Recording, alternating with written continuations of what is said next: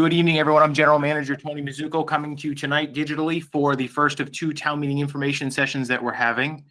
We have a number of folks joining us here, and these sessions are designed as sort of an information session and a Q&A. On behalf of the town, I'm joined by Paul Helkiotis, our Director of Planning and Development, Patrick Duchesne, our Assistant Planner, Joe Collins, Management Analyst for my office, who handles a lot of the economic development initiatives for the Manager's Office, as well as Ted Brovitz, who is our consultant who does a lot of our land use and zoning writing for us. So tonight's session is on the land use articles of the warrant. Now, there's a couple things I want to explain about that before we go in. We know there is some discussion about town meeting possibly convening and having just some financial items and separately having a meeting later in the year, possibly remotely, for the other articles, including land use. We're not going to get into that discussion tonight. That's being worked on, but we do anticipate the warrant being the same. We've separated these sessions into the land use and non-land use articles, mainly because it's a little bit easier to talk about land use to bring the appropriate staff here for the land use. And sometimes questions about land use tend to get very detailed, whereas the rest of the warrant, although has more articles as a whole, some of them are a great deal less complex than land use. So I'm going to start going through these articles, and then I'll give a little intro. We'll give it to either Paul or anyone on his team to weigh in, and then we can either take questions as the articles go, or if we're getting too many questions to make sure we can get through everything, we'll go ahead and move it on to the go through the whole presentation, which is very brief. It's most of the information in the yellow sheets, and then we'll open it up to questions from the floor. I do want to let everyone know these sessions are being recorded by Norwood Community Media. They will be rebroadcast on NCM, and they'll be available within a few days on NCM's website, as well as the town's website, and we'll push them out for folks to view as well. If we get a lot of good questions, we'll keep a tally of those questions and send those out.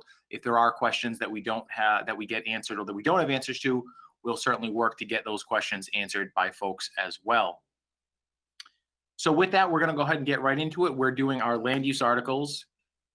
The first article we're talking about seems simple in concept, but is actually quite extensive in scope, and that's the Route 1 corridor zoning. This article would achieve a rezoning of the Route 1 corridor in an effort to tie in multiple zoning uses, unlock some smart growth, and prepare for the future growth and development of the Route 1 corridor. Now, before I turn it over to Paul, a couple of items, and here's a map of what that actual zoning ordinance would look like right there down the middle. One of the things we've done in the last couple of years is we've tried to look at our planning, and planning is really about where do we think we're going to be in 10 or 20 or 30 years. It's not so much about changing a zoning ordinance to try to correct a few things we may like or dislike. It's trying to envision what the future of Route 1 is going to be.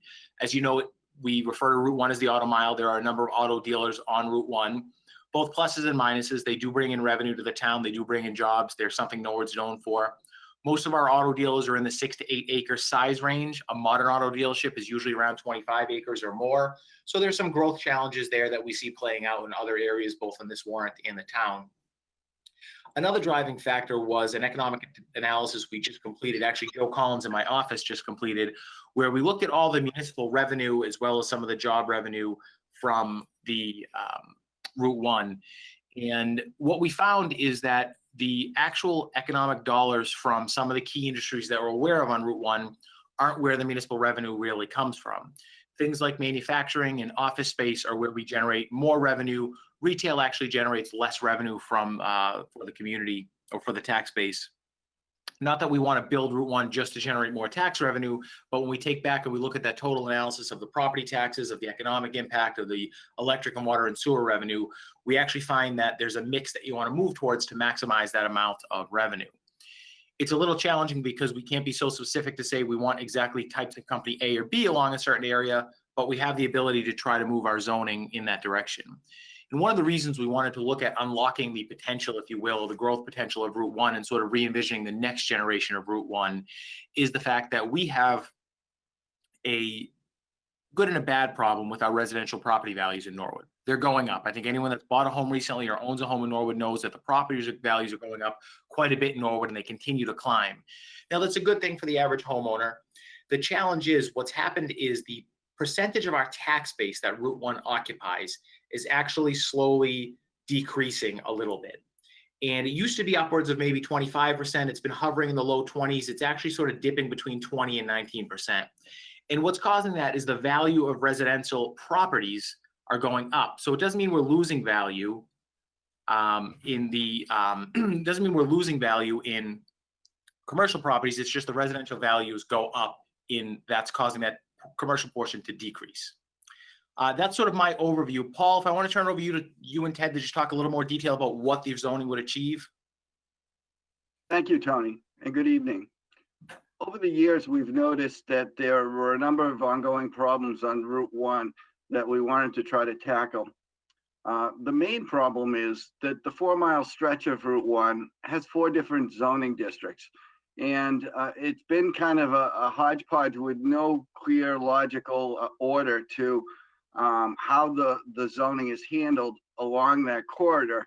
And if you drive from one end to the other, it really looks pretty much the same. But there were things involved with the zoning that had become problematic that we wanted to try to correct. And there were other things physically with the corridor that we wanted to try to make improvements on. There are currently a number of non-conforming uses, and some of these things you would think would be uses that would be allowed. And car dealerships in one of the districts is not an allowed use. There were different frontage requirements, different setback requirements, different minimum lot size requirements, and different building height requirements in the 4 different zoning districts along the corridor. And so what we set out to do was to provide uniform requirements across the board through the creation of a new Boston Providence Highway District. The zoning map that you see shows in blue all of the properties along the corridor that would be rezoned from their former use, whether they would manufacturing, limited manufacturing, highway business, or general residence. Those zones would be replaced by the new Boston Providence Highway Zone. You'll also notice 2 other things on the zoning map in front of you.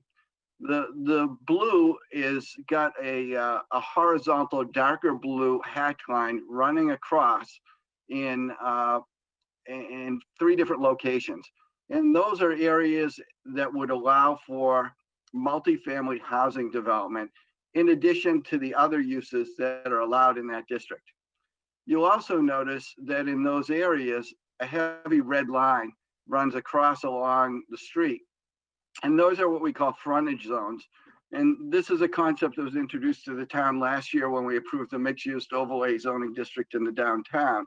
And in those frontage zones, the goal was to try to preserve the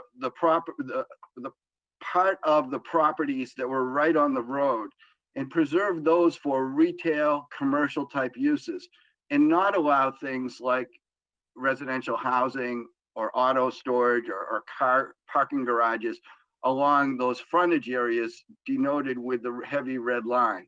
In those areas, on the ground floor, would have to have a commercial use, and above that, residential could be allowed, or residential multifamily uses could be behind any buildings fronting on the road.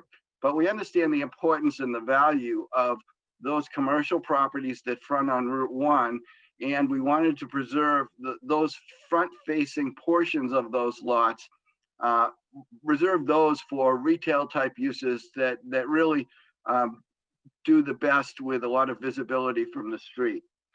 Other issues that we saw that we wanted to try to address related to poor pedestrian access in some places.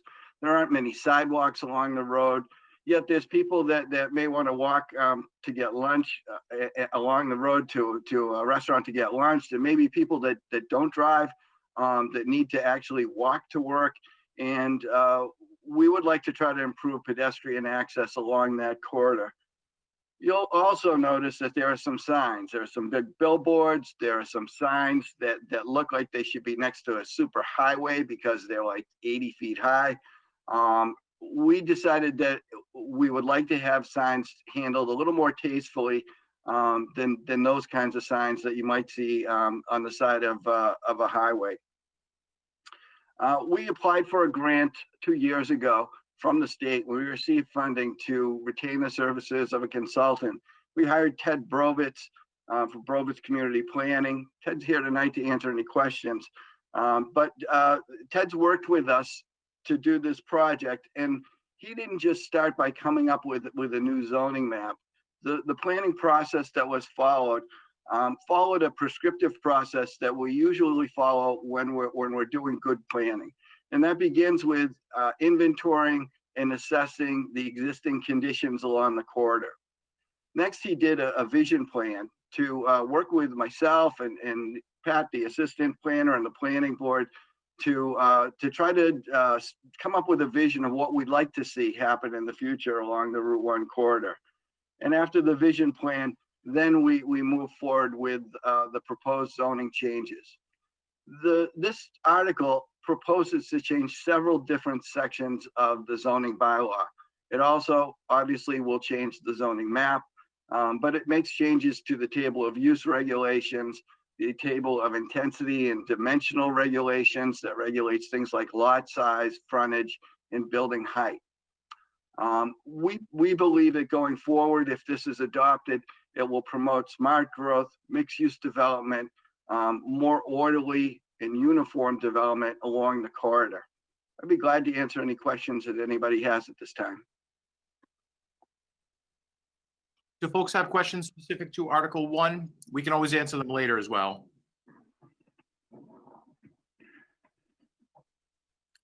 All right, we'll move on. We'll have time for questions at the end. If I can get my computer to work.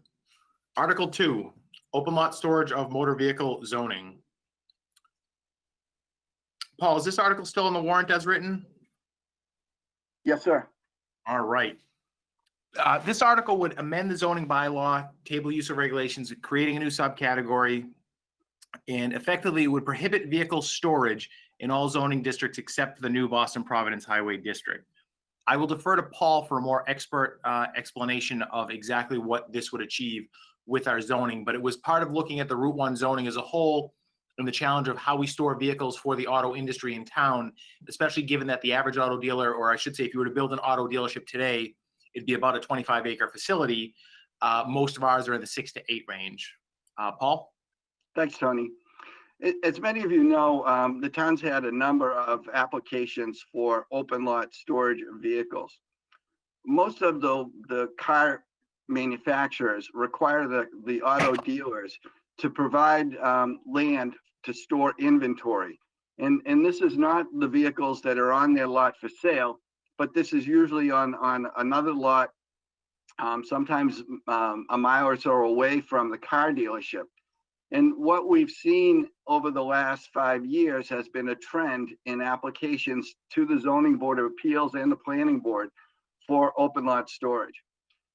Unfortunately, taking up valuable real estate for creating parking storage lots doesn't generate very much by way of tax revenue for the town. There's no building there to tax, and they don't really create jobs other than the people that bring the cars back and forth to the dealerships. And what we've observed is over 50 acres of land have been utilized already in town for open lot storage, for the storage of over 3,000 vehicles. We had gone through a period of time where auto dealers were storing cars, hiding them away from visibility, away from the building inspector, because they weren't storing the cars within the manufacturing zone where they were supposed to be. Currently, cars can only be stored within the manufacturing zone. And you may recall a year ago, town meeting voted to create a moratorium on this particular use for 1 year. That moratorium timed out in July. And because we did not hold the special town meeting in June for the land use articles, we were not able to get an article ready for town meeting in time before that moratorium had expired. What's going on today? This week, a application for storage of 600 vehicles off of Everett Street was submitted to the zoning board. About a month ago, an application for 95 storage spaces on Route 1 was submitted to the zoning board. So the moratorium ended. Now we've got another 700 cars proposed to be stored in town. And this continues a trend which we don't think is good for the environment, and it's not good for the town fiscally. And so what Article 2 proposes to do is to prohibit the use in all zoning districts except for the proposed new Boston Providence Highway District. The idea was to bring those uses back closer to Route 1 because we had concerns about traffic safety from car carrier trailers driving throughout the town from these remote lots to get back and forth to Route 1. And that concern was exacerbated by the presence of the railroad track and the low bridges, which were going to cause these trucks to have to go out of their way in a circuitous route to get back and forth to Route 1. These were some of the reasons why we felt that open lot storage has gone on far longer than we would like to see because of some of these negative trends. This use will be allowed by special permit within the Boston Providence Highway Zone. It will not be allowed right up against the road along the street frontage, those areas where we've shown red in the map. They'll have to be behind other buildings. This bylaw amendment will also allow for the auto dealers to build parking garages or structured parking to store those vehicles and stack them, as opposed to quadrupling the amount of space, clearing land to build surface lots. So we believe this will kind of bring that use back in closer to Route 1. It will still allow the car dealers to do what they need to do to keep in business, but it will help to improve safety and protect the environment from not consuming more land just to create parking lots. Thank you, Paul. Before we move on to the next article, and again, we'll have a chance at the end for questions or comments. Does anyone have any questions right now on Article 2, the open lot storage zoning amendment? Yes, hi, this is Michael. Just a quick question. Can I ask how this would, this particular zoning would be competitive with the type of zoning outlined in Article 1 in terms of having open lot storage competing for space with other types of proposed construction? It may have the effect of competing for space. I would call it consolidating, where we're bringing that use closer to where they need to be, closer to the auto dealerships. But the use, when cited properly according to the regulations in the Boston Providence Highway District, will not be hopefully visible for the road. They'll be buffered with vegetation and fences, and parking garages have limitations about where they can be and how high they can be. Thank you, Paul. I think, Michael, that's a very good question, because it almost seems like it's counterintuitive that we want to unlock the growth on Route 1, but we want to store more vehicles on Route 1. Part of that's a defensive measure that we did have an issue adjacent to some neighborhoods in South Norwood when a property on Moore Street was purchased, and we ended up buying what we call the Saint Street lot to prevent any development down there. But the possibility that a commercial or an industrial site, and we have a lot of them in Norwood, abutting residential neighborhoods somewhere else in town, would end up becoming a sort of a vehicle storage location. So it's a little bit defensive on that side to try to prevent that. And the hopes are that if you look at Route 1, we all think of what we can visibly see on Route 1, but some of the areas a little bit further back from the main road, there's room there. There's hope that, as a sort of commercial and industrial area, that's where they'd get stored. If there's appropriate buffers, that's more palatable for a residential neighborhood abutting Route 1, where there's no direct access through the neighborhood. I think you'd also see the benefit of, hopefully, one of the auto dealers would look at building a garage or a deck storage facility. So it's a little bit of a challenge, and I think you bring up a good point. It's almost a little counterintuitive, but let's sort of try to regulate it and locate it where we can control it a little bit better. But it's certainly a valid point. Ms. Haley, do you have a question? Yes. Paul, could you tell me what impact this will have on those two companies that have recently filed to be able to store cars in a different location? Can we stop that? We are actually in the process of trying to determine how it will impact the one that was filed this week. It's my understanding that the one that was filed this week would have to comply with the new Boston Providence Highway District and this particular article, where I've had discussions with Matt Walsh, the building commissioner and zoning enforcement officer, And we agreed yesterday that we needed to talk to town council and verify what I think is the case. The other one, I think, for 94 cars, that I think is moving forward, and that's a case I think that will be heard by the zoning board, but we'll review both of those with council. Thank you. Joe Greeley, did you have a question? I did, Tony. Thank you. Thanks for presenting this evening. This is very informative. Thank you. Relative to the open lot storage, excuse me, I had a question. Correct me if I'm wrong, but what we're trying to accomplish with this article is to create this subcategory. But are we also trying to identify locations on Route 1 for this subcategory, or is it just one step at a time? And the other question is, if we identify locations, if this passes and we're able to create this subcategory and locate specific areas on Route 1, is there a way to basically eliminate areas not on Route 1 from consideration? Thank you. So I'll take reverse. Oh, it's actually Paul, you go ahead. So this bylaw amendment will prohibit the use in all zoning districts except for the proposed Boston Providence Highway District. It channels that use close to where they need to be, closer to the car dealerships. And the property owners will have to find locations that meet those criteria to site one of these facilities. This was in effect a compromise, because we had some discussions about just completely prohibiting the use.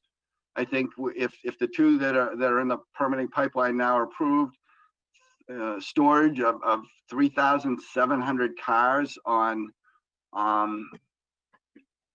58 acres of land is certainly enough for one town to accommodate a use like that. I'll note that other towns like Westwood prohibit the use, and they send the car dealers over to Norwood to store their cars here. And this is part of the trend that we've seen.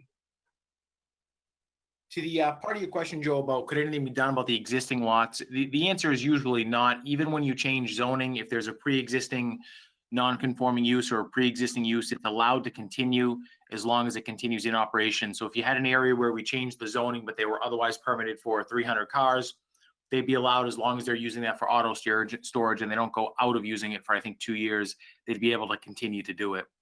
The Board of Selectmen last night did approve regulations pursuant to a local option that town meeting adopted a couple of years ago, where the fire department, starting likely in the next fiscal year, if not in the next calendar year, will have to start inspecting all open lot storage in the community.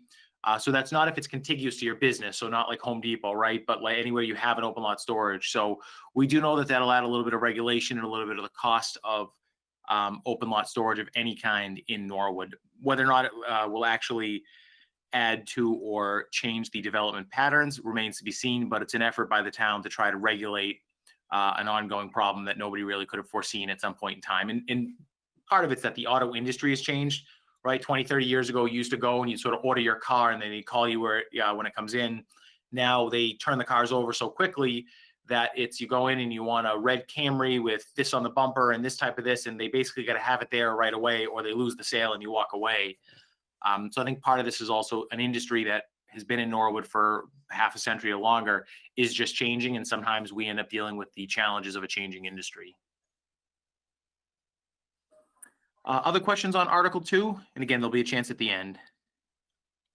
All right, moving on. Article 3.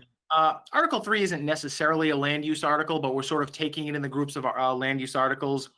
And this is a private petition, which means somebody has requested the selectmen add this onto the warrant.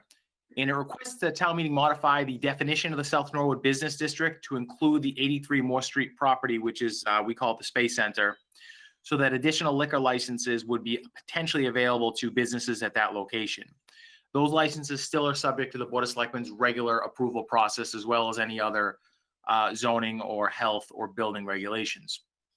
So what this is the town is limited in how many liquor licenses we're able to give out and beer and wine licenses. At some point in time, there'd be a very valuable discussion on why the state restricts us in that way, but neither here nor there. We are restricted.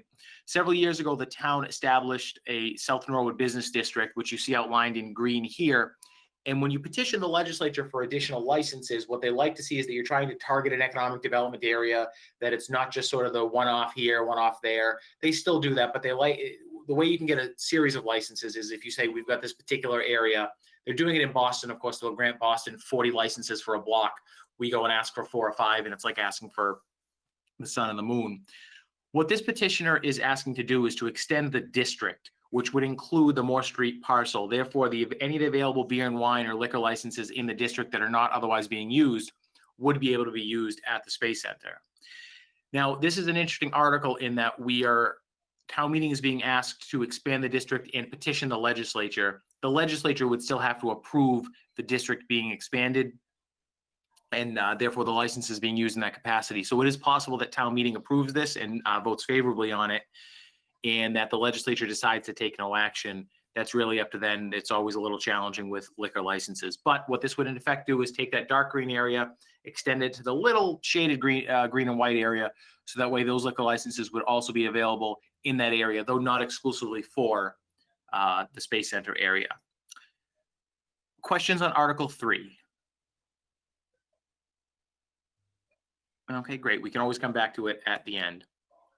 Article 4, Medical Services Overlay District. This article, if adopted, would change the zoning on the Norwood Hospital property to allow for flexibility in the potential redevelopment or rebuilding of the hospital. Hospital planning is incomplete at this point in time. They're still working through some serious insurance challenges. The overall damage at the hospital was far more substantial than anyone anticipated right at the outset.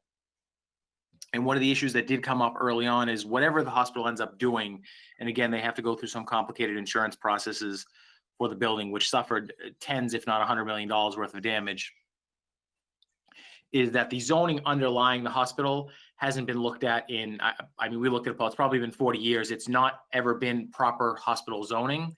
It was sort of, there was always a hospital there and it changed and there were special permits granted. So what we've done is we've looked around at other hospital areas in Massachusetts and around the country and worked up a medical services overlay district, which would give the hospital a fair degree of flexibility in reconstructing the building, with the assumption that there, at a minimum, there's going to be a major reconstruction of the hospital, hopefully sooner rather than later. This article wouldn't speed up or delay getting a new ER open or getting any other hospital services up and running. And again, their planning is incomplete, but it's a little bit of a chicken and an egg. They can't come to us with a plan even after they've settled their insurance issues if they don't know what's allowed under the plan. So this would allow for a reconstruction of a modern hospital. It would likely be larger than the existing hospital, allow for the flexibility of constructing a parking garage on site if they want to. Most smaller hospitals you see today have a small parking garage, and would include the lot on East Hoyle as well.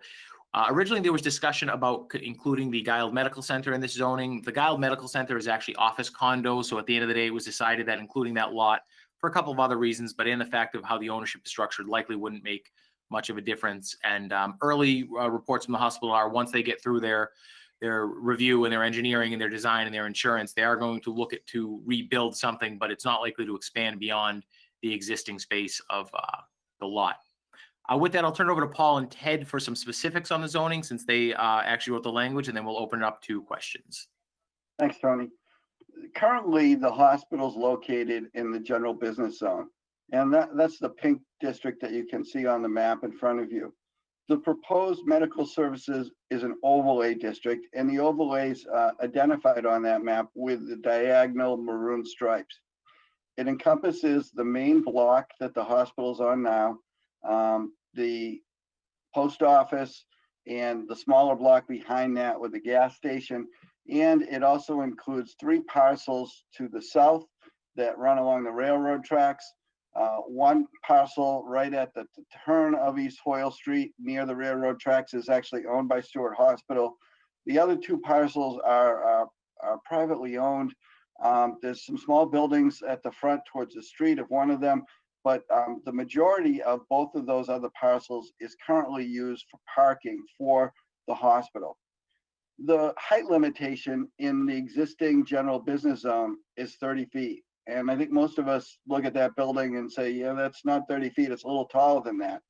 So unfortunately, if the hospital does decide to renovate those buildings or raise those buildings and develop new ones, we wanted to be able to set the table for the hospital to create a district that would not only be able to support a modern hospital building that's taller than 30 feet high, but also all of the support services that you would normally find around a hospital, a restaurant, a flower shop, an MRI imaging center, doctor's offices, and facilities like that.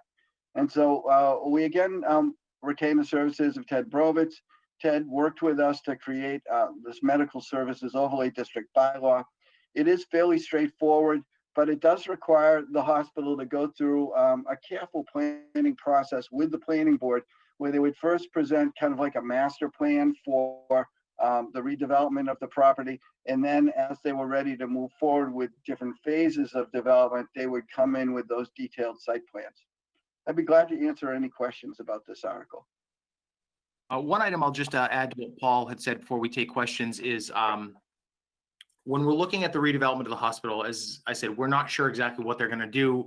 They have to go through their insurance process, but the hospital's been here for 100 years. We want it to be here for the next 100 years. And this is one of those projects that if you look out over the next 20 or 30 or 40 years, the amount of not only sort of health security that it brings us, the amount of revenue it brings the town, the jobs that it brings in. Norwood Hospital had 1,400 jobs, as well as the purchasing power that the hospital brings to the local economy.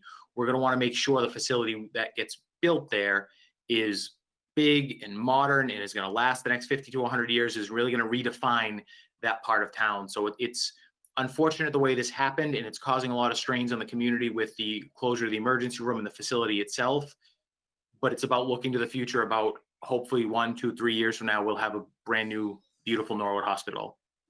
And this zoning is one of the more perfunctory parts of getting that done, but we'd be happy to open up to any questions anyone may have.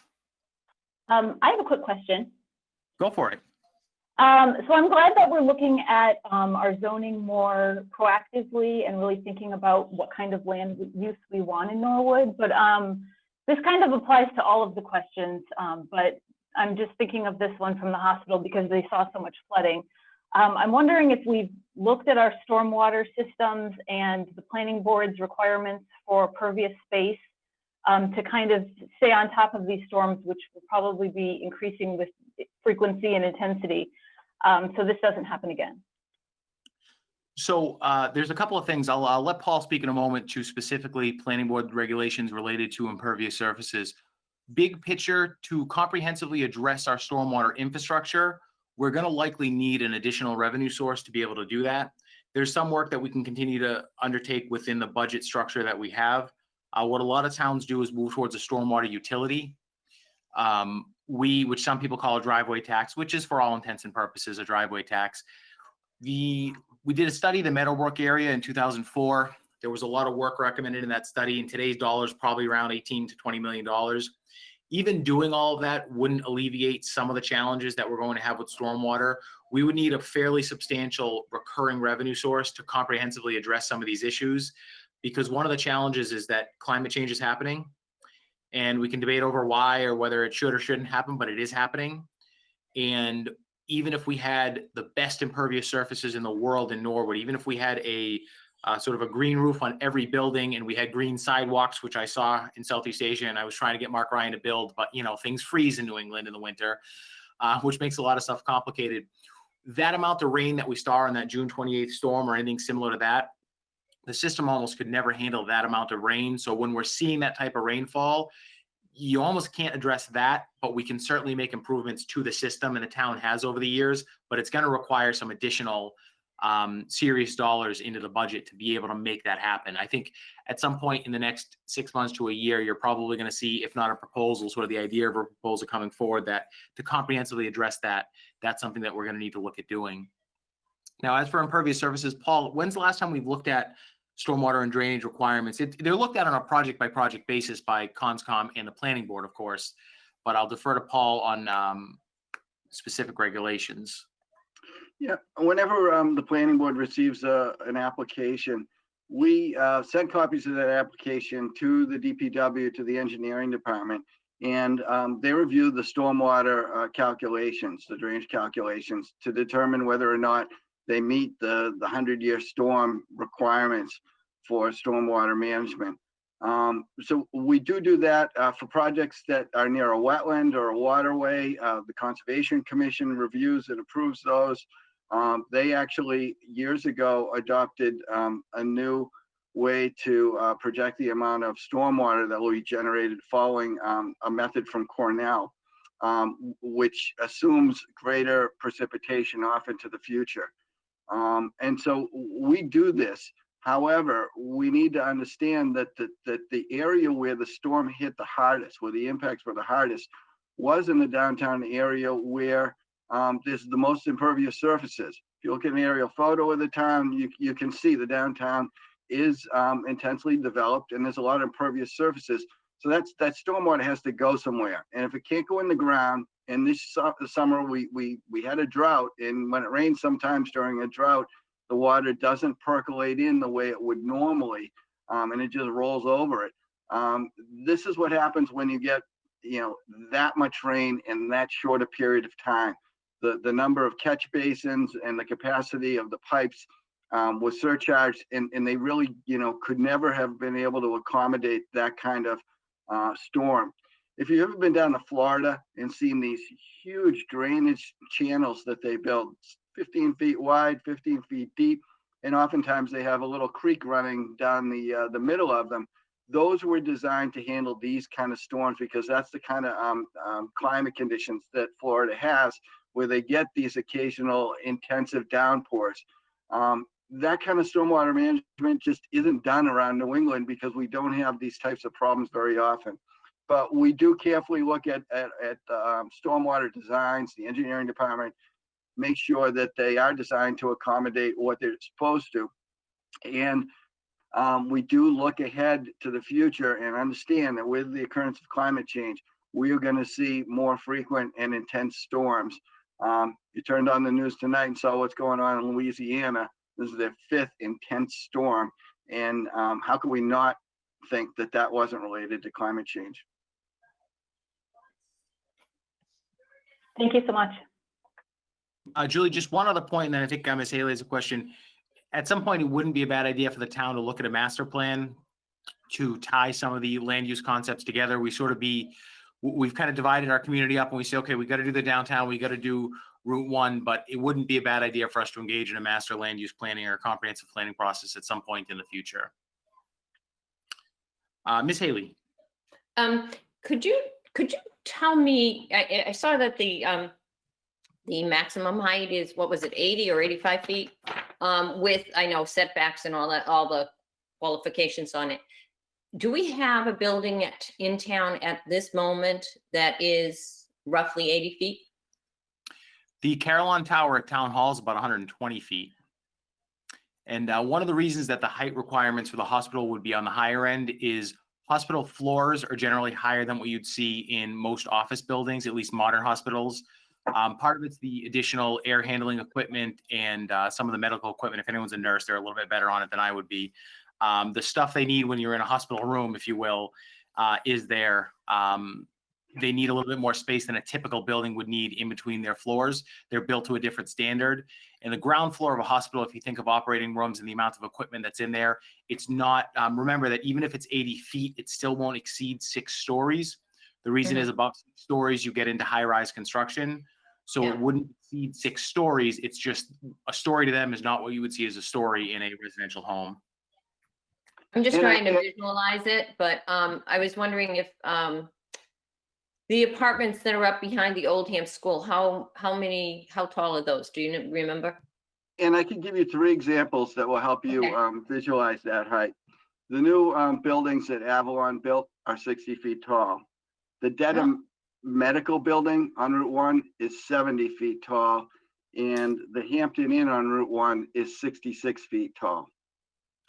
And one other item specific to the hospital in terms of their height is that the highest part of the building would be all surrounded by windows is a bad example, but that would be for where the rooms are. Sort of think of like a central tower. and hospital rooms need to have exterior views. So you wouldn't see an entire building at that height beyond just the setback and the step back, and I'll explain that in a minute. You'd still have a step up to where the highest point of the building, but it wouldn't be an entire building. So you wouldn't be able to build a 80-foot office building on that site. Okay, I have one more question, please. Sure, absolutely. That's why we're here. The area that's not in the pink with the darker pink stripes, the one that's over at Guild Street, did you mention that and I missed it, or is that something different? Yeah, that's a different zone. Okay, Yeah, there was original discussion about how large to make the hospital zone. Again, proper planning, you're actually trying to think out where you're going to go in the next 30 to 50 years and how do you want things to look. And if it wasn't these circumstances and we were just doing some master planning, we would probably say, yeah, you should have a really large hospital zone, because where's the hospital going to grow? Probably not north, probably more towards the Rama Plaza. That being said, with everything that happened at the hospital, they'd be looking to just get a building operational and then addressing things from there. But yeah, the blue is, I believe, the extent of the downtown mixed use. downtown overlay? Is that Yep. the downtown overlay? Okay, Correct. I didn't know whether you were changing something there and I had missed something. Thank you. Nope, not related. Okay. Other questions on the mixed use, the medical services overlay district? All right, we did get a question from Joe I'll take up in just a minute on, actually it says on Article 1, will there be any impact on open space along Route 1 or in the surrounding area? Thinking about the area near Ellis Field and the Wellfield, River Ridge, Dean, and near Friendly's and Pier 1. Also, does this new zoning allow for future conversion of space into open space, i.e. the purchase gift of unused private wetlands? Remember that wetlands can't be used for construction. So if there's an area of land that's a wetland, or right now we have a wellhead protection area, you can't do anything with that land. It doesn't matter what you zone it. So if you took wetlands and you zoned it for commercial, industrial, for single family homes, if you can't build on it, you can't build on it, and changing the zoning has nothing to do with if space is actually protected. Any donations would still be available. If somebody wanted to donate us land, we'll always take land, especially for conservation land. So great question, Joe. The vision plan that was done also talked about trying to build upon what we already have for open space, and it identifies what I think has been talked about by the Trails Committee, but it identifies the opportunity of creating a trail from the pumping station property all the way down on the backside of University Ave, across the skating club property to town conservation land and light department property. And so if you looked at the vision plan that was done for the Route 1 corridor, it does also talk about open space and trying to build upon what we already have for open space and trails. Great. Other questions on Article 4? In some ways, a simple, straightforward article, but it's going to have a big, giant impact on the future of the community. You're welcome, Joe. And Joe, we are, when we'll talk tomorrow night about our tip money, or not our tip money, but our Uber money, if you will, we're going to do that trail around the Haas Pool. All right, moving on to Article 5, amend landscape requirements. So Article 5 is fairly straightforward. It would amend the landscaping and screening requirements for site plans. And the proposed amendments will help improve the appearance of commercial properties by requiring more landscape and a greater variety of shrubs and flowers, in particular some that can deal with our harsh New England climate. There's a lot of amazing things you can do with greenery in other parts of the world. It's a little tough in New England. Paul, do you have some specific comments on this, or just want to discuss the genesis of this?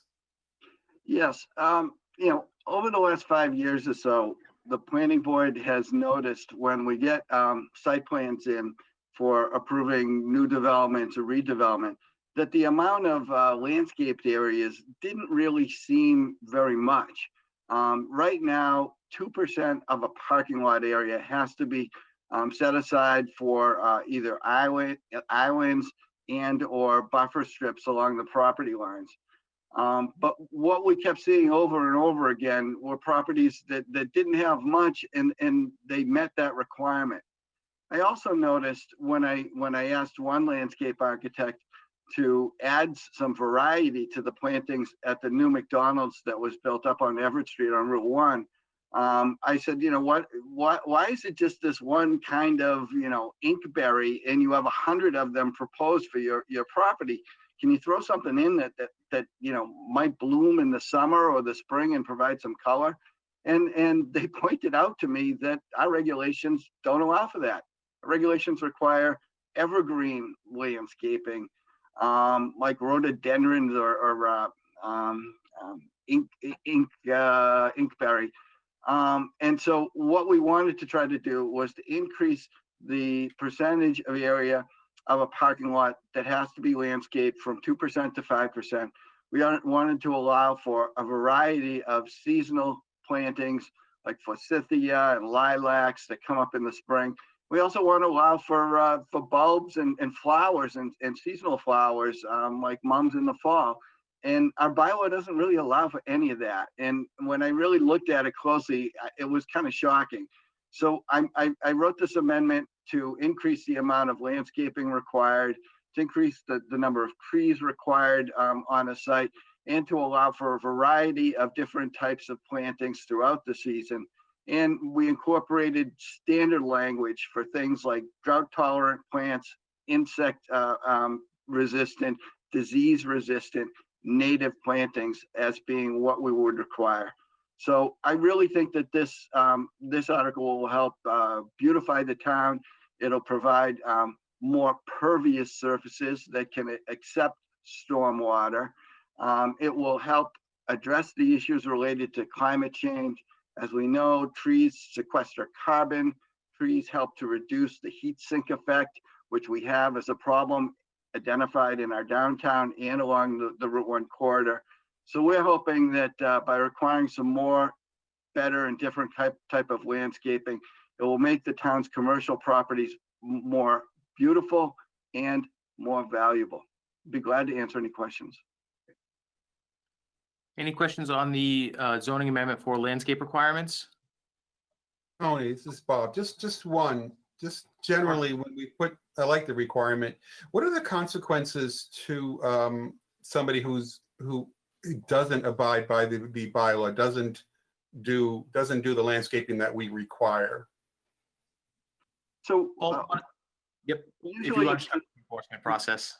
this comes to us through usually site plan applications in front of the planning board, and we require that the plans show these plantings, the size, type, and location of all plantings, and we have standard conditions of approval in both special permits and site plan approvals that require that those original landscape plantings be maintained off into the future.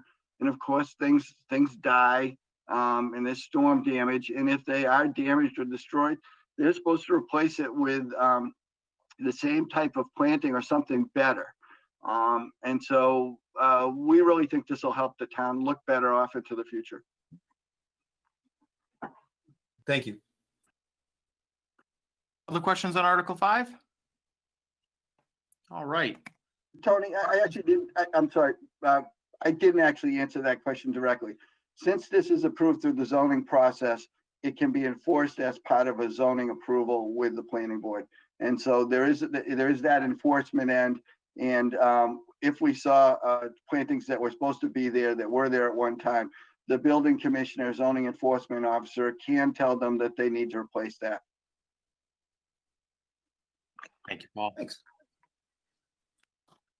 All right, Article 6, drive-through windows, drive-through window zoning. This makes some amendments to our regulations, clarifying drive-through windows. Paul, this one's a little bit in the weeds for zoning. Do you want to take this one?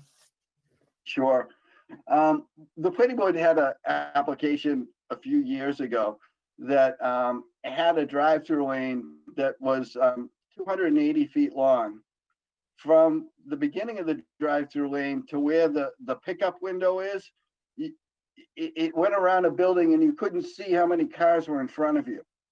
It was also right up against the property line, so that if somebody got into a 280-foot line for a drive-through and they decided that they didn't want to wait, they decided that they had to go or there was an emergency, there was no bailout lane. There was no escape lane. There was no way for them to get out of that 280-foot drive-through until they got to the end. This was identified as a problem. The planning board actually denied that application, and we're currently in litigation trying to work out a solution with the property owner. This was one of the issues that we identified, that there was no requirement in the zoning bylaw for an escape lane for somebody to leave a drive-through lane once they're in. So that's the first thing this does. The second effect of this is that when we looked at the zoning bylaws table of use regulations, we realized that drive-throughs are not allowed in the general business district at all. We had somebody that was looking at an old bank building, and they wanted to turn it into like a bakery, coffee shop with a drive-through, but it wasn't in the general business zone. And we were really very surprised, because the majority of our commercial zoning is in the general business zone. As we know, drive-throughs are popular. They become more popular during the pandemic. They're convenient, and they usually serve three main types of uses: restaurants, banks, and pharmacies. So we thought it made sense to allow for this use in the general business zones. And the third thing that this article does is just clarify some existing language in section 1 of section 7.3 for drive-throughs. The planning board and I read the first section, the sentence for that section, and we read it again, and we read it a few times, and there was agreement that it wasn't really clear what it meant. After I read it a few more times, I realized what the intent of that number 1 item was. And what the intent was to say that you can only have one ordering window and one pickup window per building. And so that simply clarifies that particular condition for drive-throughs in town. We do allow, and we saw one of these go in at that McDonald's up on Everett Street and Route 1. There are separate drive-through lanes with a separate ordering window that then merges up to the pickup window, and our bylaw does allow for that. So we clarified some of the regulations. We want to allow drive-throughs in the general business zone, and we want to make them more safe and convenient by allowing for an escape lane or a bailout lane in the event that somebody changes their minds and don't have to go through the end of the drive-through to get out. Be glad to answer questions about this one. Questions on Article 6 for Paul? All right. Article 7, to adopt a new digital zoning map. The current official zoning map is a pen, paper, ink, black and white map that's difficult to interpret and is a little bit outdated. Over the last 10 to 15 years, most communities have updated their zoning maps to be color, computer-based digital maps that can be used in concert with GIS mapping systems. Over the last 2 years, planning and engineering have been working with a consulting company to create a new modern digital-based zoning map. So effectively, this would just approve a digital zoning map. Believe it or not, when we make zoning decisions, it is still actually made based on a piece of paper that lies in the planning office. I was particularly surprised we did not have a digital zoning map when I came to Norwood, having had digital zoning maps in such hoity places as Caribou, Maine. So this is just part of a modernization effort. We didn't really have a functioning GIS system until a few years ago. We've worked and gotten some state grants to actually build a GIS system, and we're trying to tie that in. We desperately need a GIS coordinator, but that will come in time. But in effect, this just approves a digital zoning map for the town. One thing I do want to say about this is it is contingent. It's not necessarily contingent on other zoning articles passing, but any zoning articles we pass impact the digital map. And so the final map that we adopt would be impacted by what zoning we actually have adopted. Paul, do you want to expand on this a little bit, and then we'll open it to questions? Yeah, I think Tony hit on the main points. This map has as a base layer the property boundaries in the town, and the zoning districts themselves are defined by colors that are shown in the key. This enables somebody to much more easily figure out what zoning district any given property is in, because it shows those property lines in kind of a faded background. This also allows us to, through the geographic information system, overlay other map layers to see how properties fall within other areas. And the example that I gave was the FEMA flood zone maps can be overlaid over these maps. And then you can see where a property is within the flood zone. You can also see what zoning district it's within. And as Tony said, most communities have had these maps for many years. And I was really kind of shocked when I saw what kind of pen and ink old fashioned map that Norwood had. It really is difficult for the staff, myself, the engineers to figure out what zoning district the properties are in. And with this map on the computer, you can really zoom right in and see it closely, where you can't do that with a static pen and ink old fashioned map. And so I was spending 15, 20 minutes trying to figure out what zone a property is in with the old maps, looking at the assessors property maps, trying to figure out just what zone somebody was in, which is a perfectly reasonable question. And we answer that question several times a week. Now it's much more easier with this map to identify what zoning district a property's in, and it will enable us to do our jobs more efficiently and quicker. Thank you, Paul. Any questions on Article 7? No? Okay, these 7 articles match, we'll take up, so sorry, this is just what a nice pretty map of zoning digital map would look like. It does not change any of the actual zoning, just creates a nice pretty map, and we're able to load it up into our GIS system. We should get a picture of what the paper map looks like in the office, Paul, because I think people would be a little bit surprised by that. We'll throw that up on the screen at town meeting. Great. Does anyone have questions on Article 7? Okay, this runs the list of our land use articles. So at this point, does anyone have any questions on any of these land use articles? Any questions, comments, concerns, anything they'd like to ask or share?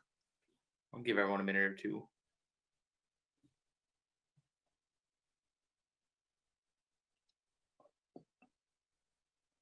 All right, if you do have any questions, you can always email us. You can either email the planning office at cped@norwoodma.gov.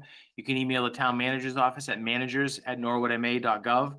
Tomorrow night's session, we will cover the remainder of the warrant, which is going to include some of the finalizing the budget, some appropriations. The capital plan is probably the big part for tomorrow night, as well as some other different ordinances. Let's see if we get a question here. Oh, thank you. Thank you all.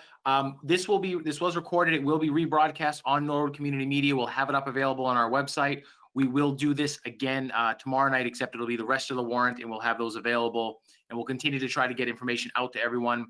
I do know that sometimes we don't always get information about these sessions out as early as everyone would like, but sometimes it's tough to get everything to work within the town meeting calendar. And if we built the schedule out as long as we'd want it to do, we would start prepping for the annual meeting about a month ago. So thank you, everyone. Anyone has any questions, you can email CPED, and you can also email us at managers@norwoodma.gov. Thank you all for being here. Thank you, Paul, Joe, Patrick, and Ted. And any questions, please reach out. The yellow sheets are available on the town meeting website, on the town's website. Thank you, everyone. And thank you, NCM.